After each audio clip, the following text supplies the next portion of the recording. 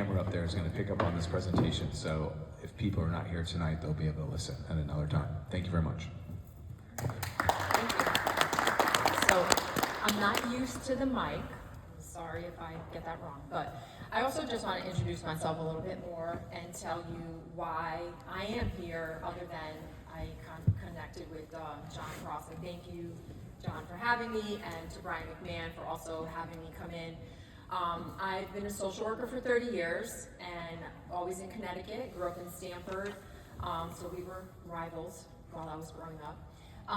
And I recently got my doctorate in social work, and my research was on student-athlete mental health, so that kind of makes me a subject matter expert now. And not too long ago, I was sitting in the stands because I had 2 student athletes. So I've lived it. Everyone's experience is unique, but I can put myself back in those years and think of things that I wish I had known then that I know now. And so those are the things I want to share with you tonight. And the best thing that can happen for me is that you walk out of here saying there isn't anything that I said that you didn't already know. Because that means that you're all doing what we're supposed to be doing to support our kids. The second best thing that can happen for me is you say, there's one thing I didn't know, and I'm going to try it. So I really hope that we can have this conversation. Please feel free to ask questions as I'm going along. But before we get started, I am going to need 4 volunteers to play a little game. You're going to have to come here with me to play. It's okay. No one's going to have to get hurt or anything. We're just going to be tossing the little balls around. 2? We need 2 more. Jacob, let's go. Okay. You will pick one of these. Pick a stress ball out of here. Anyone. Baseballs. Lacrosse. I couldn't find lacrosse ones. No. All right. You're going to now have to stand like in a circle, close enough where you're going to pass these to each other. Okay? No, too far away. You got to get closer. Trust me when I say get closer. You might even want to stand like over here. Closer. Closer. Okay. All right. Now, you are going to listen to me reading the story. And when you hear the word left, you pass to the left. When you hear the word right, you pass to the right. When you hear across, you pass across. Okay? You're going to do all of that listening to me with the background noise of the audience. Audience, can I have some noise? A little bit of noise? Yeah! Woo! Yeah! Okay. Yeah! Players, can you hear me okay? You ready? Yeah! All right. Yeah! Woo! Yeah!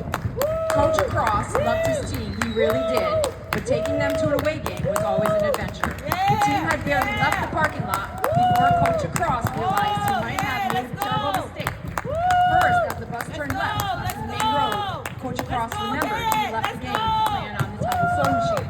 He told his assistant Coach Riley to go right back and grab it. But Coach Across ran the wrong way, right into the athletic trainer's car.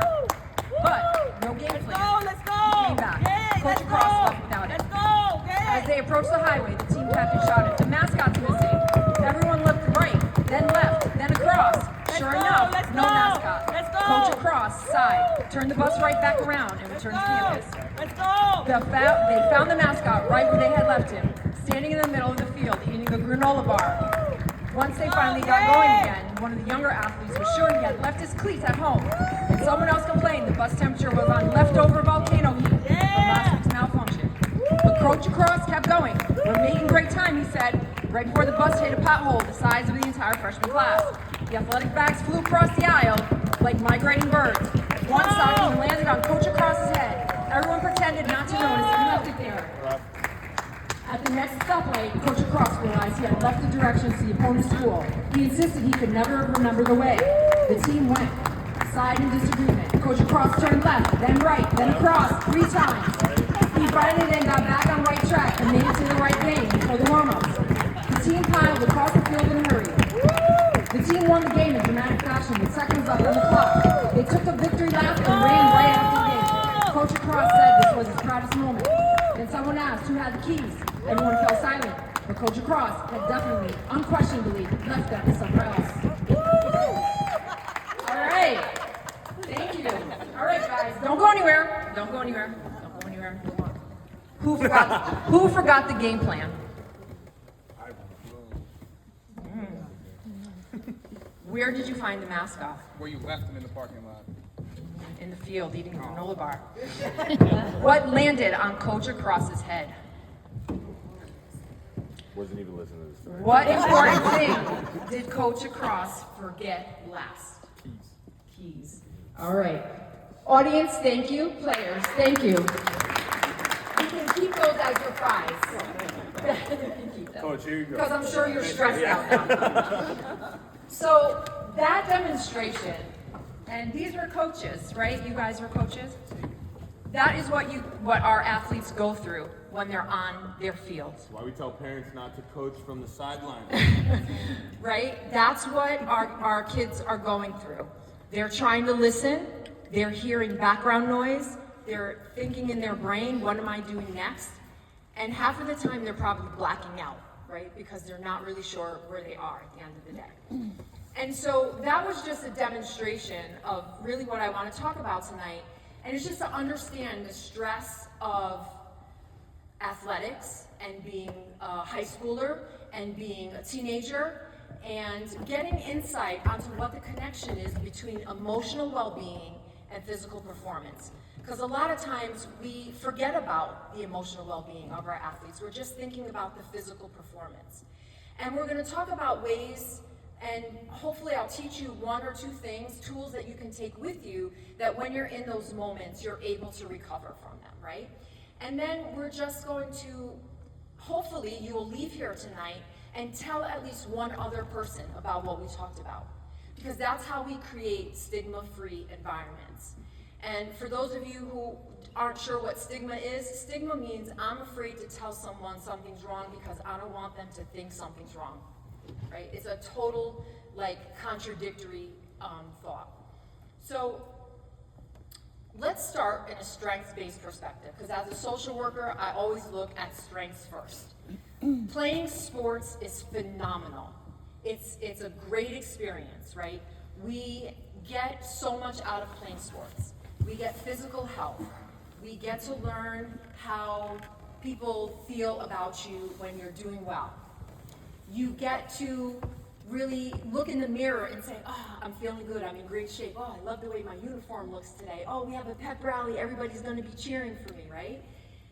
But also, it increases our social connections. It gives us a chance to be on a team, to be with a trusted adult who's not our parent. It might be our coach, our athletic trainer. And it also gives us transferable skills for life. Being on an athletic team teaches us leadership. It teaches us, hopefully, good sportsmanship, right? Competition, there's good competition and there's competition that brings out the worst in us. But it also teaches us teamwork. There's nowhere that you will go get a job today that you're not going to be expected to work with other people. Even if it's a virtual job, right? You're going to have to know how to work on a team. And it also teaches us critical thinking.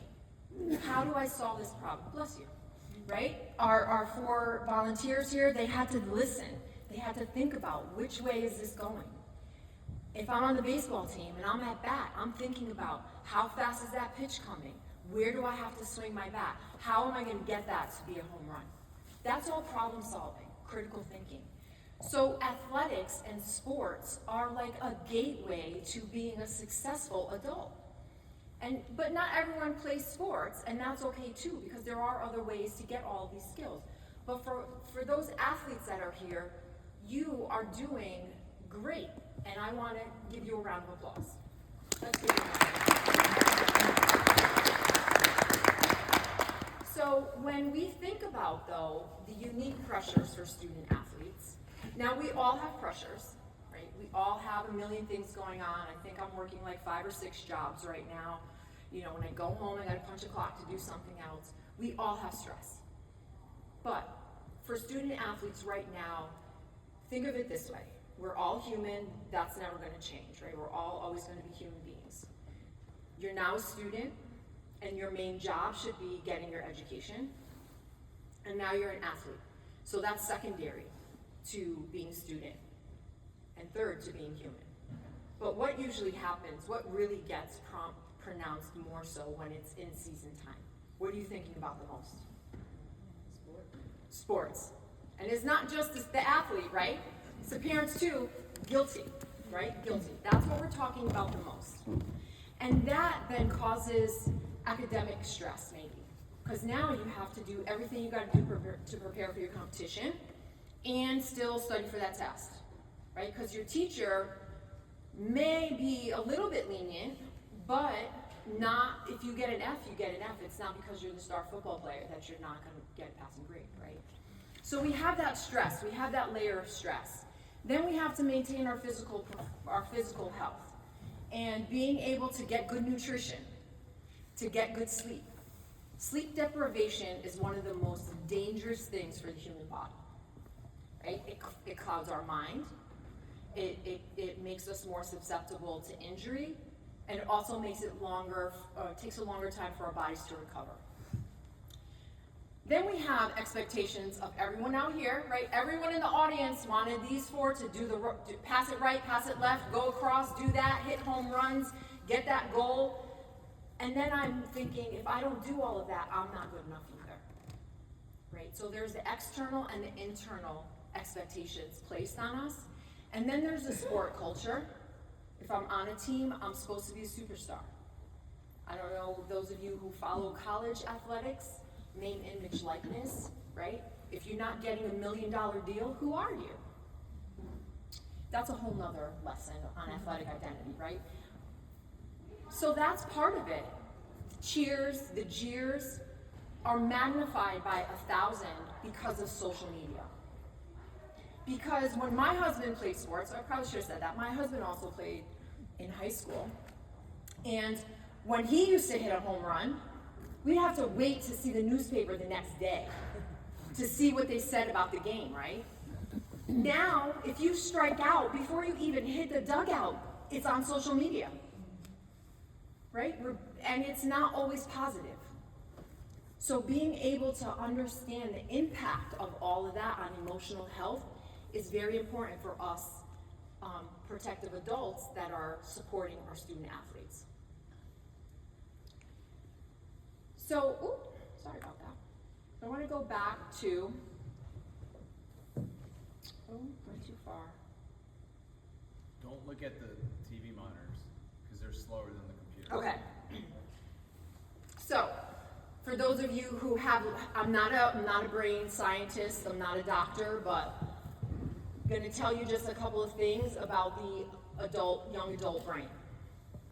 If you see teenagers doing wild and crazy things, that's what they're supposed to be doing, right? Their frontal lobe, like this part right here, is not fully developed, and this is the rational part of the brain. So if you want a reminder of that ever, if you take your hand, you put your thumb inside your thumb is your primitive brain. That's your instinct, your emotions, right? If you put these 4 fingers down, that's your rational brain, right? See? Your prefrontal cortex. As teenagers, this is not fully developed yet. We have it, it's there, but the wires aren't all connected.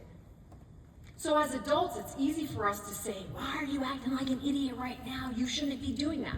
Well, sure, because as a 52-year-old person, I know that I shouldn't be doing that. But as a 14 to 18-year-old, I don't know that, right? So when they're flipping their lid a little bit, it's natural. It's the stage that they're in.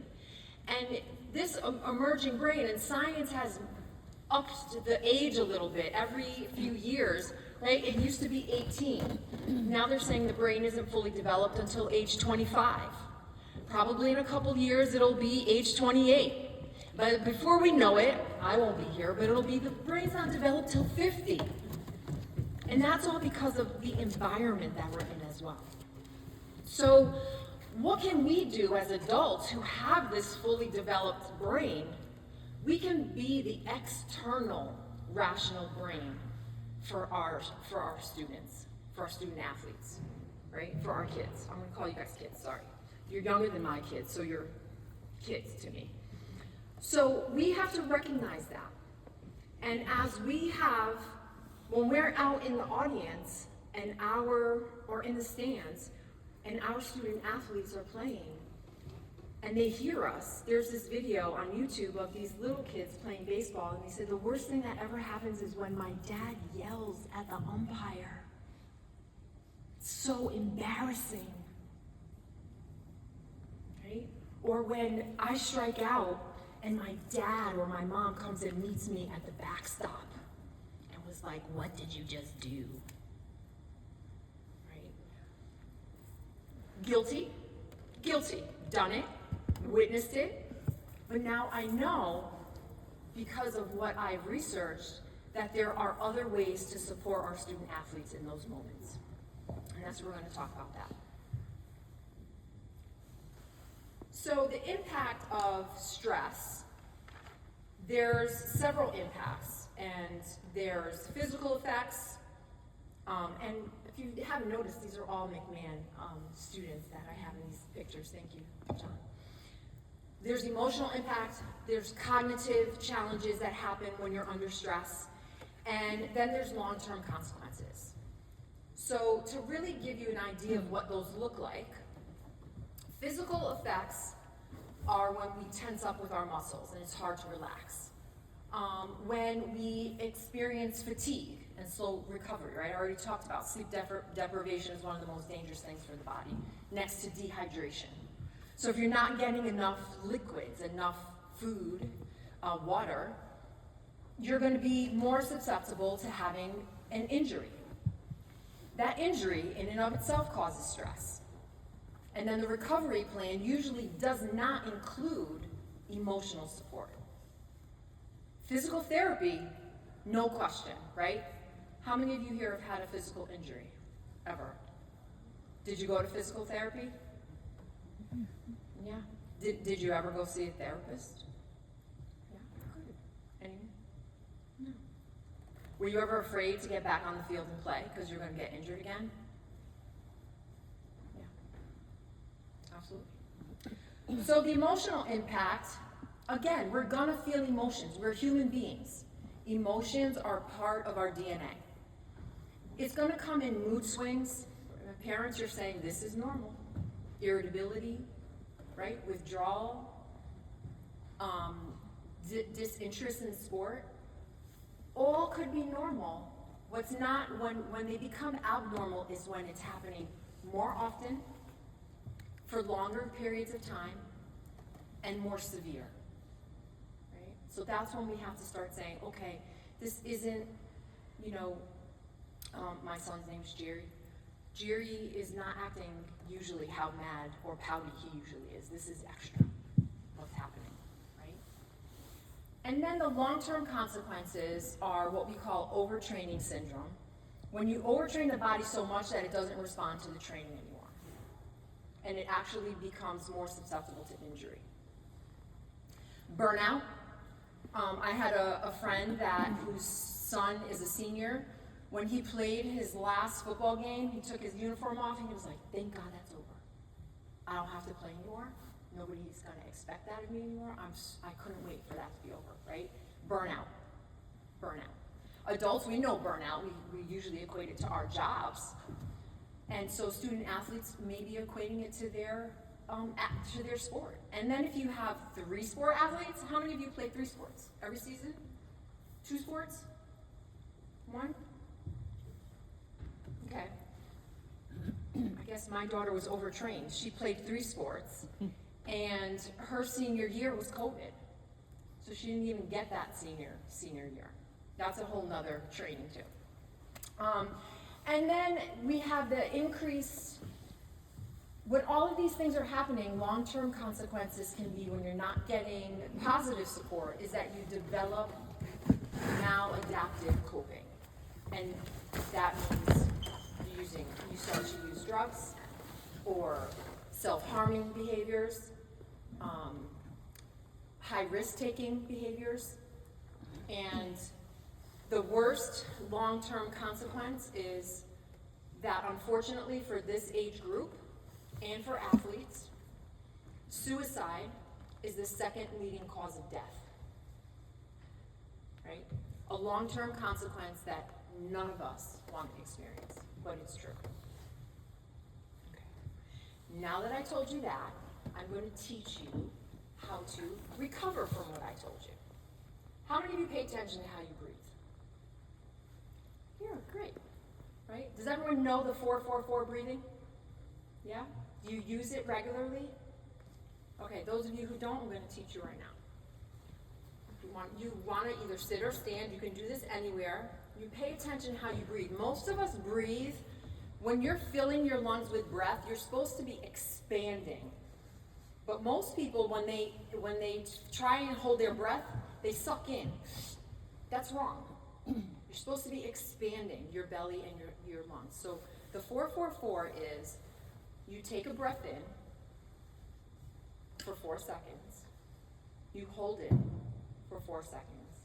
Then you release it for 4 seconds. And when you're releasing it, you're supposed to be compressing in.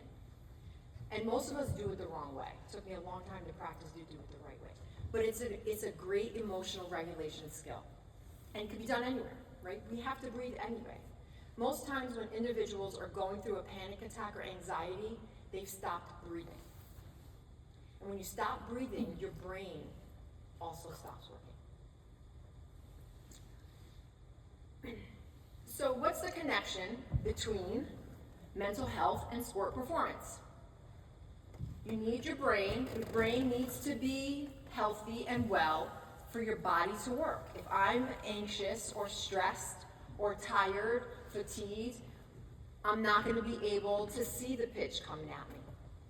I'm not going to be able to see the soccer ball or the little tiny lacrosse ball, right? And you're going to then feel even worse about yourself if you're not performing. So when we have strong self-esteem or we have positive psychological help, then we're able to recover in those moments more quickly than if our outlook is always pessimistic. So how do we get that positive support when we're hearing only positive cheers in the stands and no booing, right? When the coach is here, when we don't approach the dugout after your kid strikes out, right? All things we want to do because we think we're being supportive. In that moment, what we should be doing is just regulating ourselves. And by regulating our own emotions, then we're supporting the emotions of our student athlete. Who's heard, no, there's no I in team, right? That's standard, no I in team. But I'm telling you that if the I is not okay, there's no team. If the bunch of eyes on your bench, in your dugout, are all depressed, are you going to win any games? If your lacrosse goalie is like out in left field in the baseball field when he's supposed to be watching the game, are you going to win? Because that little ball is little, right? So we have to be emotionally okay and healthy for our bodies to be healthy and for us to play physical sports. Any questions? I know I'm going through a lot, and I'm hoping that none of this is new to anybody, to be honest with you. I hope that this is all you've heard it somewhere before. And so recognizing warning signs in athletes, like we said, we all have emotions. So what's important is when you see changes in behavior, when you see their athletic performance declining more so than just I'm not feeling well today, when you see academics dropping, when you see social withdrawal, or it's not on here, but or it could be risk-taking behaviors that are happening more often and with higher intensity, then that's when you want to ask the question. Not about the game, maybe not about school, but just say, are you okay? Is there anything I can help you with? And if you don't want to talk to me, know that it's okay to talk to someone else. Right? right? Because there's too many people in this room, there's too many people in the school hallways every day with our kids for them to feel like they're alone. And that's where we end up with the second leading cause of death being suicide, is because that youth felt like there was nowhere to go and no one to help. And that's part of why I started doing this work, is because I understand that. Thankfully, neither of my children had serious emotional problems, but my daughter, as I said, she graduated during COVID. So her spring season of softball was canceled. She wanted to be recruited into playing softball with the schools that were looking at her. She didn't want to go there. She ended up going to a huge D1 school, no walk-on tryouts that year for the sport she wanted. So what did she do? She tried out for a sport she had never even played before. But because she's an athlete, she made it. She made it onto a team that she had never played the sport before in her life. She played it for 2 years. Then one day, I get a call from 1,000 miles away, because she was at school 1,000 miles away, and she said, "Mom, I can't do this anymore. I'm afraid." And I said, "What's going on?" She's like, "I can't sleep. I haven't eaten.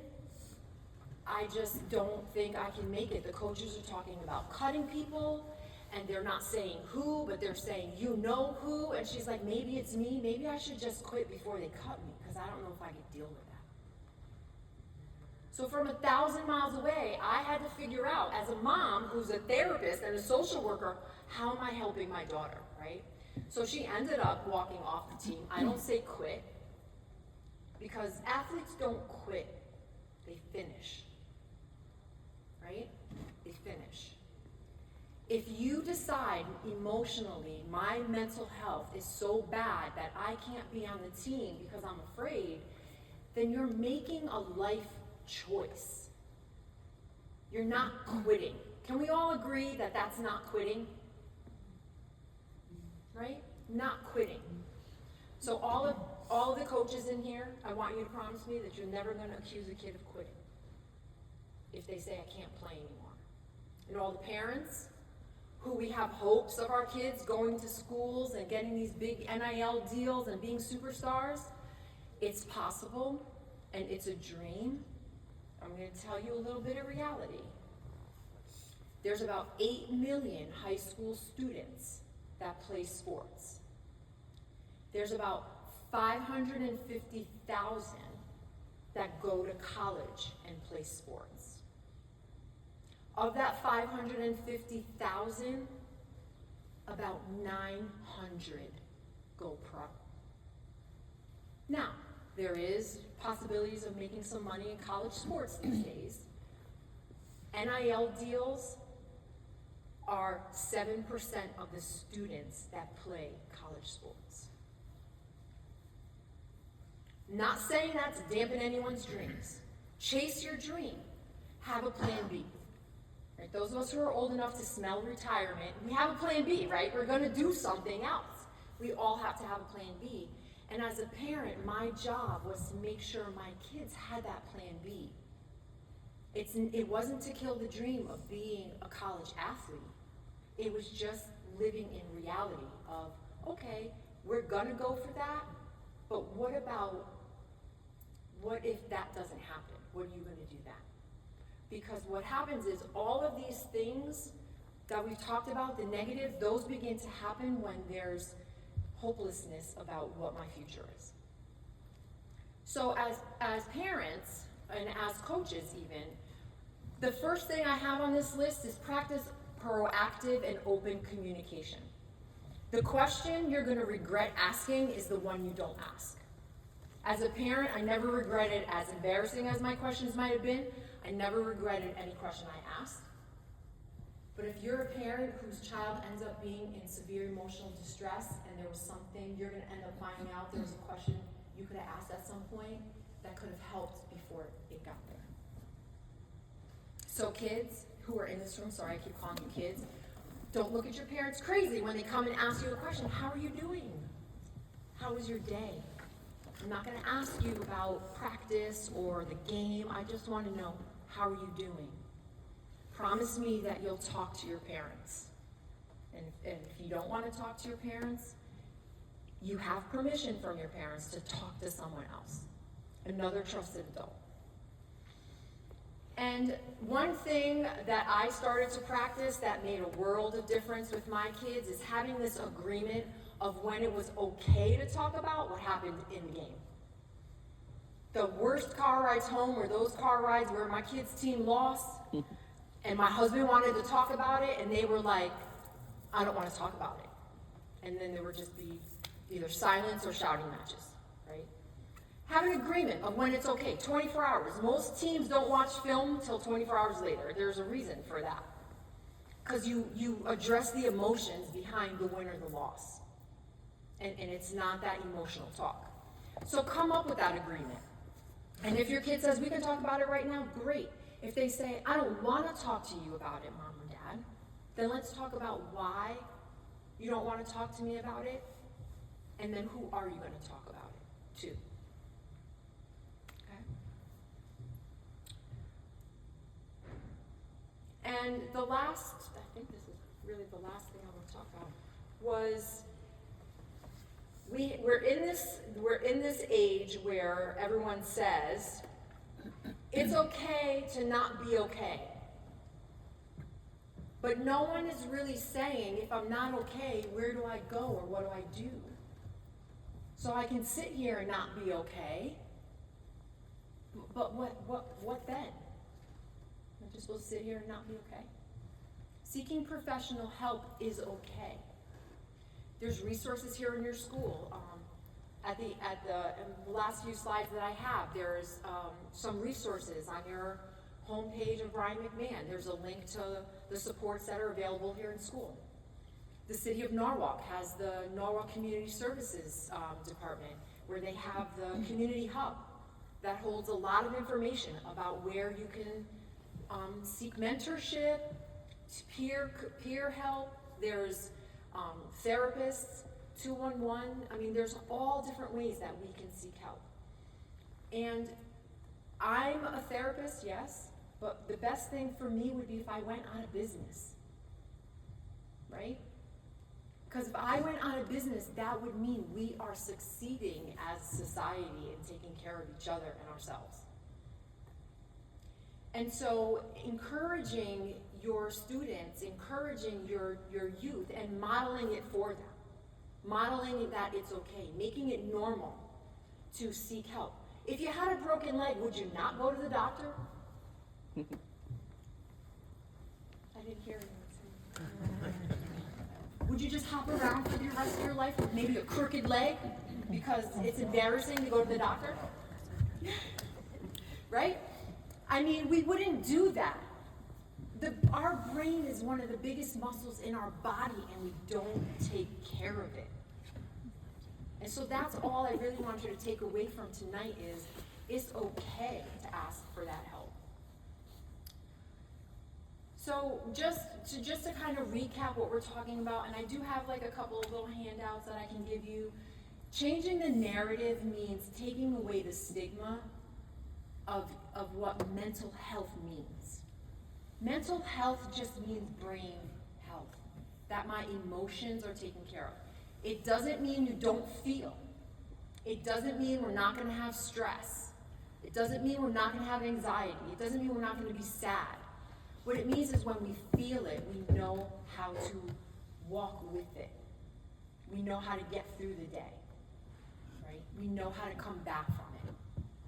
So we do that just by being human and being able to say to our student athletes, you are one day, this is temporary, and I want you to be here tomorrow. I don't want you to be that statistic, so I'm going to make this conversation okay for you. And if you're not sure how to do that, call me. I'll help you. I'll help you with that. All right. And so these are the links I was talking about with resources. And on this slideshow, and I have these handouts. They're little cards that I created through this research that I did and applying what we called acceptance commitment therapy. And it's really just a way for us to say, so this one is for athletes. So the word grit usually means we're tough, right? But this is talking about that we're gonna say grit is growth, resilience, intentionality, and trust. And it gives us ways to do that. And then for parents, grit, gratitude, resilience, integrity, and togetherness, right? And gives us little ways to do that as well. And for coaches, grounded, resilience, inclusive, and thoughtful, and ways that we do that. And so that's pretty much all I have.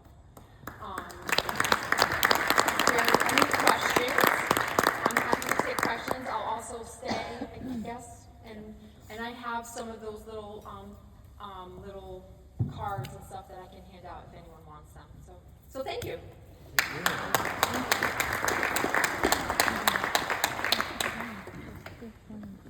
Thank you very much. That was very informative. You know, I'm a father of 3 daughters, and it's not easy being a parent because the world our kids are growing up in is not the same that we grew up in. And I think the best thing everybody can do is be proactive. And one thing I would just really suggest is before it happens, it's always too late. So you should try to seek out a therapist earlier. Try to network earlier on, because when you need that therapist, they might be booked up for a long period of time because there's not many people out there that can do the work that you guys do. But let's give a nice round of applause one more time for Cardillo-Cunningham. Hopefully we'll have you back another day for another talk. At this time, for the parents,